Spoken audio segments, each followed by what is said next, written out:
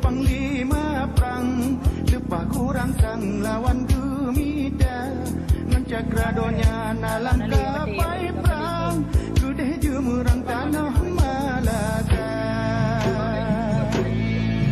Glori pemuda pahlawan, yang mat pimpinan Iskandar muda, jebengan dalam peperangan, Baraja menanhai mayang cara.